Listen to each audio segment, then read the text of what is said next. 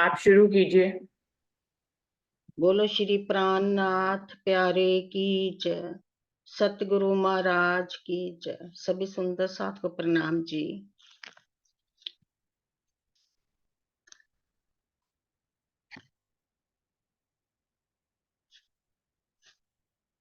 आठों सागर आठ जिमी, पार करो पार करो। जमुना जी में आ जाओ, झील न कर श्रृंगार करो। आठों सागर आठ जिमी, पार करो पार करो। पाट घाट की दोहरी से केल पुल को पार करो। चांदनी चौक की शोभा देखी, लाल हरा वृक्ष निहार लिया। 100 सीढ़ियाँ चढ़ कर के धाम दरवाजा पार करो। 100 सीढ़ियाँ चढ़ कर के धाम दरवाजा पार करो। आठों सागर आठ जिमी, पार करो पार करो। थंब 28 चौक को सुरता से जब पार किया, पांचवी को चौरस 4 हवेली, पांचवी गोल हवेली है। मूल मिलावे में आ जाओ, दर्शन में खो जाओ। मूल मिलावे में आ जाओ, दर्शन में खो जाओ। मूल मिलावे की शोभा को रूह की नजरों से देखो। मूल मिलावे की शोभा को रूह की नजरों से देखो। मध्य में सिंहासन रंग कंचन, 6 डांडे 6 पाए हैं। युगल स्वरूप की बैठक तो रूहों के दिल में है। युगल स्वरूप की बैठक तो रूहों के दिल में है। आठों सागर आठ जिमी, पार करो पार करो। आठों सागर आठ जिमी, पार करो पार करो। जमुना जी में आ जाओ, झील न कर श्रृंगार करो। जमुना जी में आ जाओ, झील न कर श्रृंगार करो। आठों सागर आठ जिमी, पार करो पार करो। आठों सागर आठ जिमी, पार करो पार करो। प्रणाम जी। प्रणाम जी, धन्यवाद मीनू दीदी। इंदु दीदी आप आ जाओ। हाँ जी, प्रणाम जी प्रणाम। बोलो श्री प्राणनाथ प्यारे की जय। बोलो श्री सतगुरु महाराज की जय। प्रणाम वंदो जी। प्रणाम जी। वंदो सतगुरु चरण को, करूं सप्रेम प्रणाम। अशुभ हरण मंगल करन, धनी श्री देव चंद जी नाम। श्री प्राणनाथ निज मूलपति, श्री महराज सुनाम। तेज कुंवर श्यामा युगल जिक पल पल करूं प्रणाम। प्रिया जिक पल पल करूं प्रणाम। प्रथम लागू दो चरण को, धनिये न चढ़ाइयो खिन। लाख तली लालेड़ियां, मेरे जीव के ही जीवन। इन पांव तले पड़ी रहूं। धनी नजर खोलो बातून, पलना वालू निरखूं नेत्रे।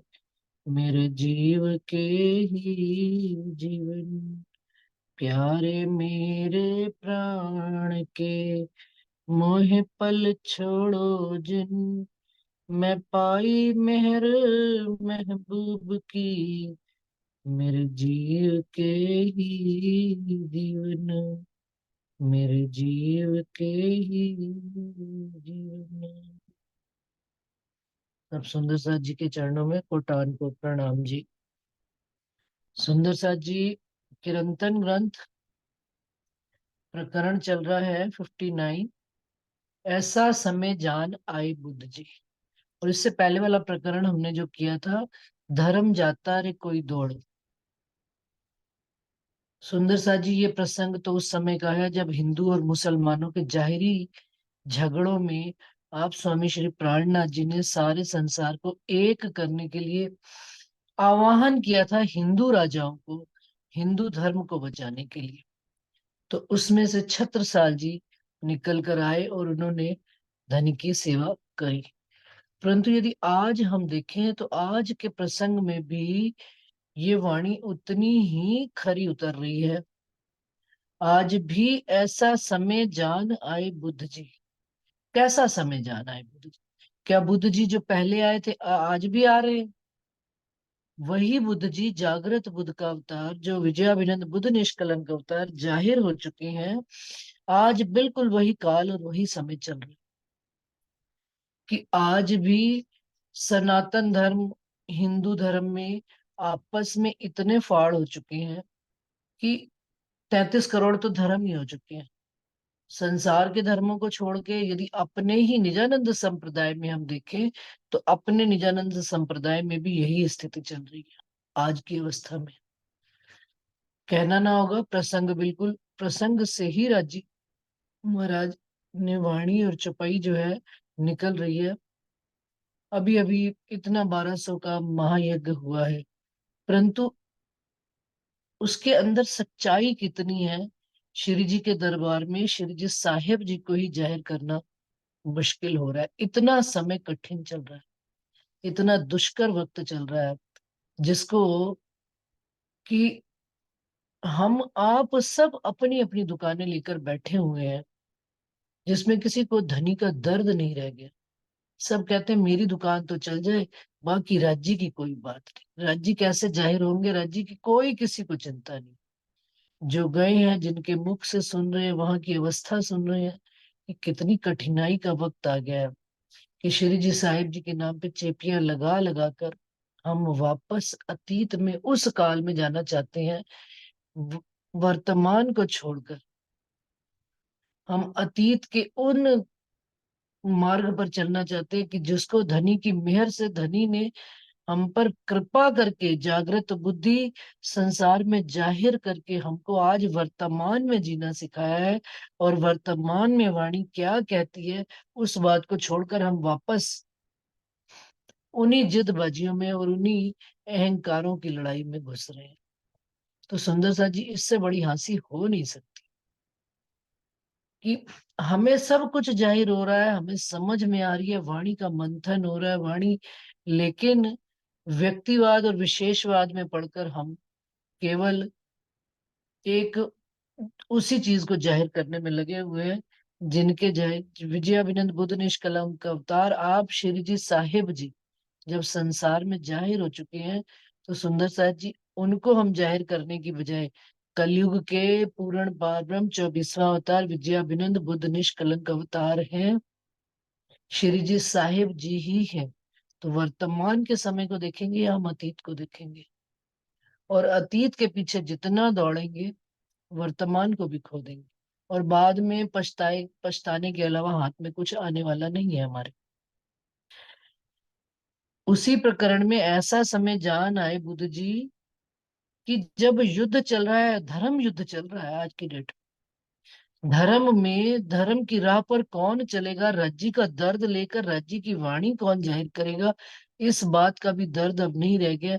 और ऐसा लगता है कि इस समय भी आह्वान किया जा रहा है कहीं ना कहीं धनी की तरफ से कि भाई कोई आए ऐसा छत्रसाल बनकर जो सत्य को जाहिर करने की शक्ति रखता हो। हम पन्ना जी के अंदर ही बैठकर समय को देखते हुए सत्य बात ना कहते हुए अपनी अपनी सब, अपनी अपनी ढपली, अपना अपना राग, भिन्न भिन्न मतियां, भिन्न भिन्न भिन्न मुंडे और भिन्न भिन्न मतियां, जो धनी कहते हैं उस बात को जाहिर नहीं कर रही। हम अपनी अपनी बुद्धि से जो जो बात हमको समझ में आती अपने अपने बड़े बड़े लगा कर बैठे हुए हैं। लेकिन धनी के घर में धनी को ही जाहिर करने के लिए, कहने के लिए हमें कितनी बाधाएं आ रही हैं, ये सुंदर साथ जो गए होंगे उनको सबको ये बात पता होगी। तो चुपई क्या निकल चल रही थी यहाँ पर, राजा प्रजा बाला बूढ़ा नर नारी ये सुमिरन, गाए सुने ताए हो वही लीला तीनों का दर्शन। कहाँ पर दर्शन हो रहा है कि जब राज्य महाराज ने भाई भोर लीला बुढ़ापन की, तीनों की लीला राज्य महाराज ने जाहिर कर दी कि बाल लीला, किशोर लीला और अब जागनी की लीला, जो बुढ़ापन की लीला थी। और अब इन तीनों लीलाओं को कौन गाएगा? और यदि इन तीनों में से हम किसी एक पक्ष को ही पकड़ कर बैठेंगे तो सुंदर सा जी हम राज्य महाराज की संपूर्ण लीलाओं को जान नहीं पाएंगे। राज्य महाराज का विराट स्वरूप जो है, विराट स्वरूप में तीनों ही लीलाओं का समागम है। और विराट में अब जब जागनी के ब्रह्मांड में जाहिर हुए तो वो विजयाभिनंद बुद्ध निष्कलंक अवतार श्री जी साहिब जी के अंदर ही तीनों लीलाएं जाहिर हो रही है। फिर हम एक लीला को पकड़ के बैठेंगे, ब्रज की लीला को या रास की लीला को या जागनी की, लेकिन जागनी की लीला में ही तीनों लीलाओं का समावेश है। जागनी के ब्रह्मांड में ही शिव जी साहब जी ने कहा है कि ये वाणी ना उतरी होती तो हमें ब्रज और रास का अनुभव भी ना होता, हमें ब्रज और रास की खबर भी ना मिलती इस संसार में। ये वचन हमको अतीत काल, भविष्य काल और वर्तमान का बोध कराते हैं। तो क्या कह रहे हैं, राजा प्रजा बाला बूढ़ा नर नारी ये सिमरन, सब सिमरेंगे किसको? धनी के एक नाम। वो कौन सा नाम? जो नाम तत्व गुण खट प्रमाण से रहित शिव जी साहिब जी हैं, जो पूर्ण पार ब्रह्म अक्षरातीत है, जो तनों से परे हैं, जो तन में लीला करता है। वो आवेश स्वरूप को उन्होंने शिव जी साहिब जी का, जो पहली विश्त में बैठकर सारे संसार का न्याय करेंगे। तीसरी चौथी पांच, दूसरी तीसरी चौथी पांचवी सब विश्तों का न्याय वो करेंगे।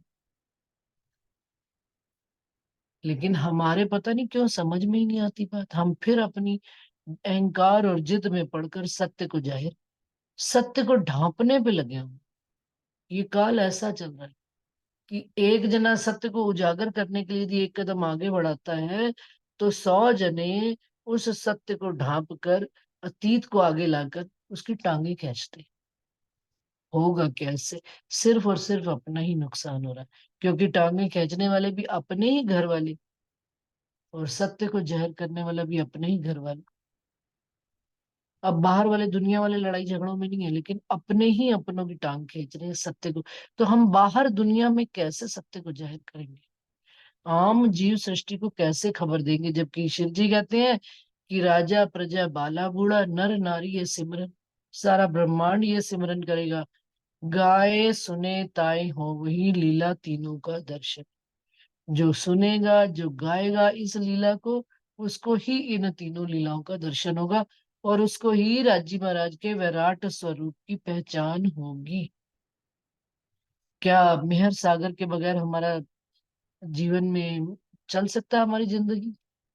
वो मेहर सागर जो जीवन मरण, पैदा मरना, जीना, आनंद खुशी दुख सुख सब में हम मेहर सागर पढ़ते हैं। लेकिन हम वो मेहर सागर कब जाहिर हो रहा है? धनी की जागनी लीला में, धनी के स्वरूप में जाहिर हो रहा है। मेहर सागर कौन है? आप धनी शिरजी साहिब जी साक्षात स्वरूप राज जी महाराज का। तो कहते हैं असुर असुर सबों का ये पति। बाकी जितने भी अवतार हुए हैं 24वें अवतार से पहले, वो सबके पति नहीं रहे हैं। वो केवल सुरों का ज्ञान, सुरों को मुक्ति देने वाले रहे और असुरों का नाश करने वाले रहे। यदा यदा ही धर्मस्य ग्लानिर्भवति तदा तदा ही आत्मानं क्या, कि तब तब प्रकट होगा इस संसार में जब जब धर्म की हानि होगी। कौन प्रकट होगा और किस लिए प्रकट होगा? असुरों का नाश करने के लिए और सुर को पार करने के लिए, धर्म की राह पर चलने वालों को मुक्ति देने के लिए और अधर्म की राह पर चलने वालों को समाप्त करने के लिए। लेकिन अब जो प्रकट हो रहे हैं, अगर श्री जी साहेब जी को हमने जान लिया, उनकी लीला को जान लिया, तो वो कौन है? सुर असुरों का सबो है पति। उन्होंने असुरों को भी अपनी शरण में दी, उनको भी प्रेम और प्यार से इस वाणी को समझाना है। सब पर एक ही दया, सब पर धनी ने एक ही नजर, मेहर की दृष्टि में सबको, कृपा की दृष्टि में, दया की दृष्टि में सबको अखंड मुक्ति का सुख दिया है। देत दीदार सबन को साई, जिन्हों जैसा चाहा। अब जो जिस भांति से चाह रहा है, एक विरोध करके चाह रहा है, उसको भी धनी ही ज्ञान दे रहे, उसको भी समझाने के लिए धनी दे रहे। और एक जो पक्ष में खड़ा है धनी के, उसको भी धनी की नजर है, सब पर धनी की नजर है। तो कहते हैं देत दीदार सबन को साई, सबको धनी दीदार देने के लिए आए बैठे हैं। लेकिन अगर कोई दीदार ही ना करना चाहे, कोई पर्दा ही अपने मुख के आगे लगा ले, तो धनी क्या करे इसमें? दोपहर भरी दोपहरी में भी यदि कोई कहे कि मैं कंबल ओढ़कर सोता हूँ, इतनी शीतकाल की सर्दी में भी, सुंदर साथ जी देखो आप, यदि सूर्य की एक किरण भी आ जाती है पृथ्वी पर, तो वो किरण कैसे जाहिर होकर हल्का सा भी ताप दे जाती है, तो सब घर से बाहर निकल कर बैठ जाते हैं। तो धनी तो पूर्ण स्वरूप में अपने निकले हुए हैं, उनकी ताप क्या हमको छूता नहीं, हमको असर नहीं करता, पानी हलता नहीं हमारे पेट का कि हाय हाय ऐसा कठिन काल आ रहा है, और हम अपनी अपनी उसमें पड़े हुए हैं। धनी को जाहिर करने की बजाय ये वक्त वो है कि जब धनी को जाहिर जोरों शोरों से करना चाहिए हमको। बिगुल बज रहा है धनी का, लेकिन हम अपनी लड़ाइयों से निकल ही नहीं पा रहे। साहेब के हुक्मे ए बानी गावत है श्री मोहम्मद, निज बुध नूर जोश को दर्शन सब में ए पसरत। धनी ये लीला कब होगी कि आप इंद्रावती जी गावत हैं श्री मोहम्मद, क्या गा रही हैं? बड़ी बुद्धि के मालिक साहेब के हुक्म।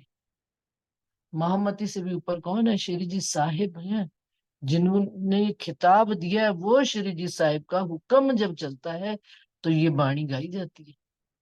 और उनकी बानी गाने से क्या क्या दीदार होता है, क्या क्या पसरता है संसार में। निज बुद्ध का ज्ञान, नूर, प्रकाश और जोश का दर्शन होता है, धनी के स्वरूप का दीदार होता है, धनी के घर लीला की पहचान होती है। कि अपने अपने भाई हमने तो सुख ले लिया, अब हमें क्या लेना देना। हमें अपने सतगुरु का भी दर्द नहीं आता कि कैसा वो वाणी का दर्द लेकर मैदान में खड़े हो जाते थे अपनी जमात के साथ। आज वो जमात जो इतनी स्ट्रांग हुआ करती थी, वो शिरजी साहिब जी के नाम पर अपने अपने डेरे लेकर बैठे हुए हैं। हम ये नहीं कहते कि शिरजी साहिब जी के नाम पर हम सब एक होकर धनी को जाहिर करने के लिए अपने सतगुरु महाराज की आत्म का वो दर्द लेकर हम आगे चले और शिरजी साहिब जी को जाहिर करें। पता नहीं, सच्ची सतगुरु महाराज की वाणी कल परसों सुन रही थी कहीं संडे को, तो कहते हैं कि क्या खत्म हो गया धर्म? नहीं, हमारे अपने दिल मर गए। अब हमारे अंदर वो शौक, वो जोश और वो उत्साह नहीं रहा कि हम धनी की राह पर डट कर चले, हम धनी को जाहिर करें। हमें हमारे सतगुरु महाराज जो सत्य का ज्ञान दे गए, हम उसको संसार में जाहिर करें। उनकी बात पर दृढ़ता से ईमान रखें, उनकी कही बात ही सत्य है, इस बात को ईमान रखें और कहते चले अपनी बात। श्री जी साहिब जी के जयकारे लगाते चले। तो समय आज भी वही चल रहा है सुंदर साथ जी। कठिन वक्त, हिंदू मुसलमानों के झगड़े जाहिर थे, अब बातूनी झगड़े चालू हो गए। चलेगी तलवार, चलने लग पड़ी तलवार। और कहाँ से? और सामने आकर फाइट नहीं करते, पीछे से सुंदर साथ को सिखा सिखा के लड़ाइयाँ। तो जागने की जरूरत है इस समय, पहचान कर खड़े होने की जरूरत है, धनी की राहों पर चलने की जरूरत है, हाथी के कदमों पर कदम धरने की जरूरत है। राग श्री गौड़ी, प्रकरण 59, चौपाई 667। राग श्री गौड़ी। कुली बल देखो रे ए जो देखन आइया तो। और मूल में देखा जाए सुंदर साची, यदि गहराई में उतर के देखा जाए तो ये सारा खेल किसके वास्ते हो रहा है? कुली बल देखो रे ए जो देखन आइया तुम कौन? हम ब्रह्म सृष्टियां इस संसार में जो कलयुग का बल देखने आए हैं। कुली का बल देखो जरा, कितना कलयुग का बल भारी है कि जो धनी हमको माया का खेल दिखाने लाए हैं, वो माया का खेल ब्रज और रास में तो हमने क्या देखना था, ये जो अब कलयुग के ब्रह्मांड में हम देख रहे हैं। कलयुग का ऐसा बल चल रहा है, ऐसा धर्म का नाश हो रहा है, पीटा जा रहा है। और देखने वाले कौन है? हम सब ब्रह्म सृष्टि, हमारे ही कारण ये खेल रचा गया, हमें ही दिखाने और समझाने के लिए। खेल किया तुम खातिर, सुनियो हो सृष्ट ब्रह्म। अब किसी और को नहीं सुना रहे हैं रजी महाराज, क्या चौपाई कह रही है? सुनियो हो सृष्ट ब्रह्म, ब्रह्म सृष्टियों को केवल ये बात कही जा रही है कि ये खेल को रचने का मूल कारण, कारण महाकारण, महाकारण गहराई से अंदर तक उतर कर यदि देखे तो ये किसी एक की लड़ाई नहीं, हम ब्रह्म सृष्टियों के वास्ते इस संसार में ये खेल किया गया है कि इस संसार में ब्रह्म सृष्टियां ही सत्य के स्वरूप ही सत्य को जाहिर कर सकते हैं। झूठ के स्वरूप क्या सत्य को जाहिर करेंगे? झूठ तो फिर वापस झूठ में मिल जाएगा, जीव नहीं कर सकता। ब्रह्म सृष्टि जिसके अंदर अंकुर जागृत हो चुका है घर का, परम धाम का, वही सत्य को जाहिर करेगा। लेकिन पहले खुद तो ये पता लगे कि हम सत्य है क्या, और हमारे ही कारण ये खेल रचा गया है। हमें ही ये चांस दिया जा रहा है, धनी मौका दे रहे हैं कि चलो आओ मेरी राहों पर चल के दिखाओ ब्रह्म सृष्टियों, और मुख ऊंचा करें हम घर चल के परम धाम में अपना, कि हमने धनी को जाहिर करने में कोई कसर नहीं छोड़ी। लेकिन मुख कैसे ऊंचा कर पाएंगे सुंदर सा जी हम, जब इस संसार में जानते हुए भी अब तो मचले हो गए हम कि सूर्य निकल चुका है, प्रकाश हो चुका है, वाणी पूरी जाहिर हो चुकी है, और फिर भी यदि हम कंबल तान कर सोने का नाटक करें तो सुंदर सा जी दोष किसका है? धनी का दोष नहीं है, अब धनी का दोष नहीं है, अब दोष हम हुक्म के सिर्फ दोष दे बैठ ना रहे मुंह में, अब हमारा दोष है सारा। हम बल नहीं करते, हम काहिली में पड़े हैं। अरे जो अब जब राज्य ने जाहिर करना होगा राज्य जाहिर हो जाएंगे, लेकिन चांस तो हमें दिया जा रहा है ना कि जाओ पहले तुम बाजी खेल कर, बाद में तो वो जाहिर कर ही देंगे। लेकिन हमारा टर्न आने पे यदि हमने अपना काम नहीं किया धनी को जाहिर करने का, तो हार किसकी होगी? मुख नीचा किसका होगा? हमारा। यही मुख नीचा होना और ऊंचा होना, ये रहनी थोड़ा है कि हम, ये भी रहनी में ही आता है सुंदर सा जी कि राज्य को जाहिर करने में कायरता ना दिखाएं, हम कमजोर ना बने, धनी की राहों पर डट कर चलते चल, जो होगा देखा जाएगा। धनी खड़े हैं ना हमारी राहों में, हमारे लिए जीत हार जो भी होगी वो धनी की होगी। लेकिन यदि हम चले ही ना, कदम ही ना आगे धरे, तो कहते हैं अथाह था नहीं ऊंचा नीचा, गहरा गिरदवाए मोह जल, लोक 14 खेले जीव या की सूझे न या की कल। अथाह, जो ये गहरा मोह का जल है, मोह रूपी जल, जो ये कोई पानी नहीं है, कोई समुंदर नहीं है, लेकिन ये मोह का ऐसा जल है, अनंत है इसकी गहराई, लेकिन ऊंचा नीचा नहीं है, बिल्कुल एक लेवल का है। गहरा गिरदवाई, गहरा पानी है, और गिरदवाई चारों तरफ से इसने घेरा हुआ है। किसने? मोह रूपी। मोह क्या है? अहंकार का स्वरूप है सुंदर सच। हमने अभी भागवत के प्रश्न किए थे पीछे भीतर के टाइम में, तो उन्होंने कहा मोह जल क्या है? उन्होंने कहा मोह जल अहंकार का स्वरूप है। चारों तरफ जीवों में एक ही चीज है, अहंकार का ही पसारा है। और उस अहंकार के बीच में अपने अहंकार को छोड़कर धनी के स्वरूप को लेकर खड़ा होना कोई विरला एक ही हो जो धनी के स्वरूप को जाहिर करने की वो ब्रह्म सृष्टि होंगी। लोक 14 खेले जीव याके, 14 लोक के जीव इस संसार में खेल रहे हैं, इसी मोह के जल में, इसी अहंकार के। जिधर देखोगे अहंकार, इधर भी अहंकार, उधर भी अहंकार, इसका भी अहंकार, उसका भी अहंकार। या की सूझे ना या की कल, कल मतलब क्या, चाबी। इसकी चाबी किसी को सूझ ही नहीं रही है कि कहाँ है इसकी चाबी, कि इस अहंकार को पता भी लग रहा है, अनुभव भी हो रहा है कि ये मेरा अहंकार बोलता है, लेकिन हम संसार वालों को, जीवों को इसकी चाबी ही नहीं मिल रही। चाबी किसको दी गई है सुंदर सा? हम ब्रह्म सृष्टि हो, कि अपना अहंकार त्याग कर हम सत्य को बात करें। हम शिव जी साहिब जी का जयकारा लगाए, शिव जी साहिब जी को जाहिर करें आगे दिकर। सत्य ढाप्या पीठ देवाई पिया को, झूठ लिया नजर, नहचल राज सुहाग धनी को, सो भुलाए दियो घर। किसके लिए ये बात आ रही है? दुनिया तो कहते हैं इसकी बनी हुई थी, गहरा जल गिरदुआए चारों तरफ मोह जल का, ऐसे संसार में धनी हमको लेकर आए सत्य ढांपे, जहां पर सत्य के ऊपर पूरी मोटी चादर लगी। सत्य जाहिर ही नहीं हो सकता। और पीठ देकर किसको आए?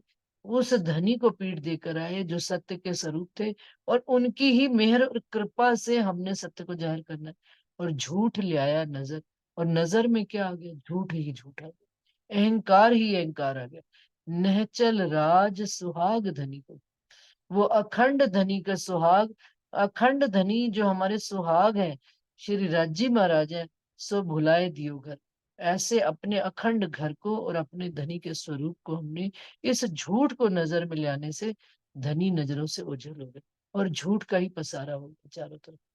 आंख के आगे, किरंतन की पहले प्रकरण में पढ़ा है कि आंख के आगे एक तिनका आ जाता है तो सामने पर्वत छिप जाता है। वो तिनका क्या है? सुंदर सा जी बैठे तो मूल परम धाम में ही है, लेकिन धनी ने नजर में झूठ को हमको हमारी नजरों में डाल दिया। सत्य छिप गया, धनी छिप गए, अखंड सुहाग छिप गया। अब क्या है? इनके ही मोह में पड़े हुए हम संसार के यही सब करने वाले, यही सब दिखते हैं। घर गृहस्थी संसार परिवार, ज्यादा चले तो अपने थोड़े से घर मंदिर द्वारे यही तक लगे।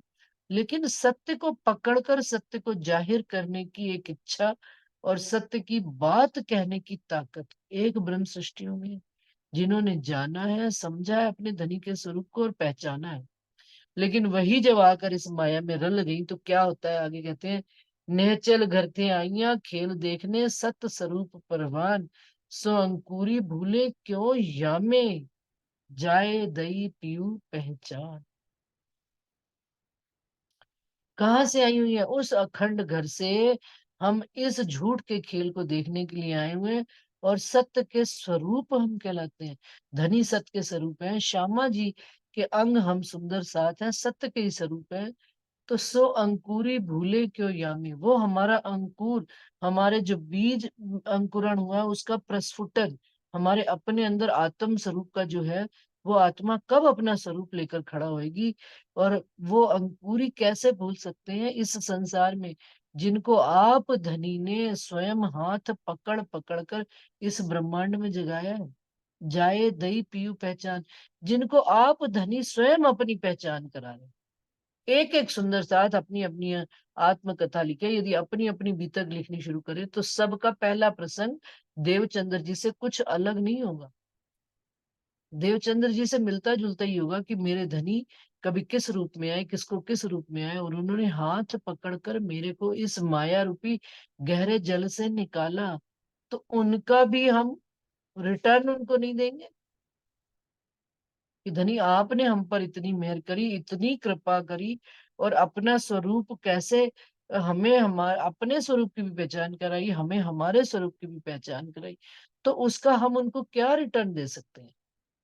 सिर्फ धनी को जाहिर करने का, श्री जी साहेब जी का एक हुंकारा लगते ही सब इकट्ठे हो जाए। उस बात को जाहिर करने के लिए हम सबको एक होना पड़े, और एक होकर, और यदि एक, चलो अपने अपने शहर में जो जहां पर बैठा है, जिस अवस्था में बैठा है, वो अपने शिव जी साहिब जी की बात कहता चले। पन्ना जी में आप स्वामी श्री प्राणनाथ जी 5,000 की जमात लेकर बैठे, पन्ना जी के मंदिर का नाम श्री प्राणनाथ जी मंदिर है, हमने और आपने नहीं रखा किसी ने। आप प्राणनाथ जी गुम्मट जी के ऊपर लिखा हुआ है, सुंदर साथ जी स्पष्ट शब्दों में आप देखें, श्री प्राणनाथ जी का मंदिर। लिख देते ना ब्रज और राजमंडल, नहीं लिखा। क्यों? क्योंकि जागनी के ब्रह्मांड में आवेश स्वरूप श्री प्राणनाथ जी की जो महिमा है, वो किसकी महिमा हो सकती है?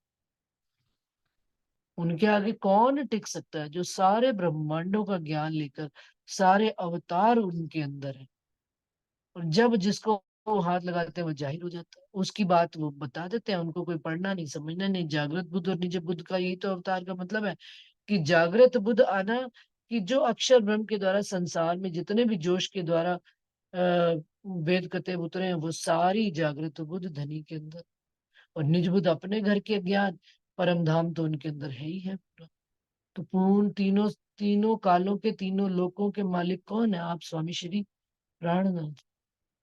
तो ऐसे में वो कहते हैं, कैसे भूल सकते हैं जिनको जाए दई पीऊ पहचान, वो मोमिन हम उनके अंग, श्यामा जी के अंग हो सुंदर साथ।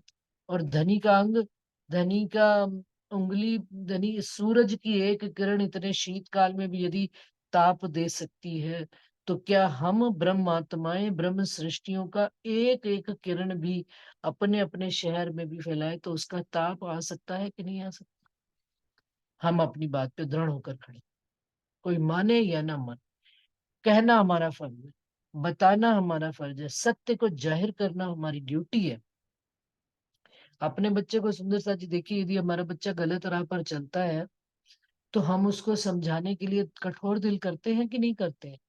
कि नहीं, बच्चे के लिए यही सही है, बच्चे के लिए पढ़ना, एजुकेशन देना जरूरी है, तो उसको डांट कर, डपट कर, सजा देकर हम उसको सही शिक्षा की सही मार्ग निर्देशित करते हैं। ये मोह के संसार में यदि हमें इतनी दृढ़ता है, तो धनी की राह पर धनी का सत्य का जाहिर होना, हमको यदि हमारे सदगुरु महाराज ने श्री जी साहिब जी की पूर्ण पहचान कराई है, तो हमें भी उसी तरह से दृढ़ होकर, कट, दिल पर कठोरता रखकर, कि सामने वाले सुंदर साथ है, उनसे प्यार है, सब कुछ है, समझ है, लेकिन उनको सत्य मार्ग हमने बताना ही बताना है। उनके मुंह में पढ़कर कभी उनकी हाँ में हाँ नहीं मिला देनी चाहिए कि नहीं तुम सही कहते। उनको सत्य बात बताना। धनी जी ने हमको जो जागा, पहचान तो जो जाग गया उसकी चाल सही होनी चाहिए ना, जो नहीं जागे उनका तो दोष ही नहीं। तो हम अपनी अगर सत्य राह पे चलते चलेंगे, अपनी सत्य बात कहते चलेंगे, एक ना एक दिन पत्थर पर भी लकीर पड़ जाती है। पत्थर पर भी अगर पानी डालते रहो तो उसमें भी घास पैदा हो जाती है। सुंदर सा हैरान होकर देखते हैं कि नहीं, कभी कभी किसी पत्थर पर भी छोटा सा पेड़, छोटा सा अंकुरित अंकुर हो जाता है, फूट जाता है, उसमें से छोटी छोटी पत्तियां निकल आती है। ये पत्थर पांच तत्वों का जीव है, शरीर है, संसार, इसके अंदर भी धनी प्रस्फुटित कर देंगे सत्य बात। लेकिन कब? जब हम अपनी जो ब्रह्म सृष्टियां, जिनको जाए दई पीयू पहचान, जिनको धनी ने अपनी पहचान दे दी है, वो फिर धीरे धीरे धीरे धीरे अपनी बात पर दृढ़ इच्छा रखेंगे, धनी को ही आगे जाहिर करेंगे, धनी का ही झंडा लेकर आगे चलेंगे। तो वो धनी एक ना एक दिन जरूर, प्रयास भी हमारा सफल होगा, और धनी भी हम पर, में धनी की तो नजर है ही सही, कमी हमारे भजन में ताथे पावत ना है। कहते बिन वाए चढ़िया बगरूला, सबको देखे बिना आंखें, खिन में फिरवले सब लोग, पाँव बिना बिन पाखे। ये कौन है? बिन वाए, बिना हवा के, चढ़िया बगरूला, ऊपर तक चढ़ रहा है, सबको देखे बिना आंखें, उसकी आंखें नहीं है लेकिन सारे संसार को देख रहा है। और खिन में फिरवले सब लोगों, सारे लोगों में घूम लेता है एक पल में। पाँव बिना बिन पाखे, बिना पंखों के और बिना पाँव के। वो कौन है बगरूला? सुंदर सा जी मन का स्वरूप है। मन की इतनी गति तेज है, और मन देखो कितनी सब तरह की बातें कराता है, सब तरह घूम भी आता है, पूरे ब्रह्मांड में तीनों लोकों में घूम आता है। वो मन यदि सशक्त होकर धनी की राहों में चल पड़े, वो मन धनी के स्वरूप की पहचान कर ले, तो शाबाश, धन धन है इतवी और उतवी। लेकिन पहले उसके स्वरूप, पहले मन को जाने, वो मन क्या करता है। कुली दज्जाल अंधेर स्वरूपे, त्रिगुण को पाड़े त्रास, सूर शिरोमन साध संग्राम में पीछे पटक किए निराश। और कुली दज्जाल कैसा है? कलयुग का दज्जाल अंधेरे का, अंधकार का स्वरूप है। त्रिगुण को पाड़े त्रास, और अंधकार को किससे बांधा हुआ है? त्रिगुण, ब्रह्मा विष्णु महेश, तीनों गुणों ने, रजोगुण तमोगुण और सात गुण ने इसके रस्सी से बांध कर कलयुग को रखा हुआ है। और सूर शिरोमन साध संग्राम में, और जो शिरोमण कहलाते हैं, सुर देव गुण वाले कहलाते हैं, साधु कहलाते हैं, उन्होंने इस कलयुग से संग्राम किया हुआ है, युद्ध लड़ा हुआ है, पीछे पटक किए निराश। लेकिन उनके पास भी जागृत बुद्ध ना होने से कलयुग उनको भी पीछे पटक कर, वो युद्ध करने के लिए जाते हैं, बड़े बड़े साधु संत, हमने सुनी है ऋषि मुनियों के किस्से, कि कोई बर्फ में, गुफाओं में, कई कटे, कई ताप जले, कई पढ़ते नहीं है, कई कई तिल तिल देह कटाए या वाणी के कारण, और वापस क्या करते हैं? पड़े पटक दिए निराश। कुल कलयुग का ऐसा दज्जाल का और इस मन का जोरा है कि ये सबको उनको भी पटक देता है। युद्ध करने के लिए तो चलते हैं, लेकिन युद्ध जीत नहीं पाते हैं। क्यों नहीं जीत पाते हैं? मोह फांस बंद दिए दुनी को, सब अंगों बस आने, राज करे सिर सबन के, चलावत जो जित जाने। अब किसके फांसी में पड़े हुए हैं? त्रिगुण ने तो बांध ही रखा है रस्सी से, और मोह का फांस दिया हुआ है इस दुनी को बंद, और जिसके बंध में सारे अंग हमारे बंधे हुए हैं संसार के मोह के। राज करें सिर सबन के, और सबके सिर पर ये मोह जो है ना राज कर रहा है, अहंकार राज कर रहा है। चलावत ज्यों जित आने, और कैसे ये कुल कलयुग में ये अहंकार सबको चला रहा है, जैसा जिसके मन में आता है कलयुग वैसा उसको चला रहा है। कलयुग का ये गुण है कि वो हमको कभी भी धनी की राह पर चलने नहीं देगा। वो मोह के फांस में, अहंकार के फांस में, रजोगुण इंद्रियों, कहते हैं इंद्र देवता है किनका? देवताओं का। तो देवता कौन से हैं? ये तीनों, रजोगुण तमोगुण सत्वगुण, इंद्र देवता है इनका। लेकिन यदि इन इंद्रियों से हम धनी को पाना चाहें तो नहीं पा सकते। इन इंद्रियों से परे होकर यदि हम धनी के स्वरूप को देखते हैं सुंदर साथ जी, तो हमें पूर्ण पारब्रह्म अक्षरातीत राज्य महाराज बुद्ध निष्कलंक अवतार के स्वरूप की पहचान होती है। इस संसार के जितने शब्द हैं वो स्वप्न के शब्द हैं, लेकिन धनी के ये वचन जो है शब्दातीत है। ये धनी के वचन तीनों गुण इंद्रियों से रहित आवेश स्वरूप वाणी कही गई।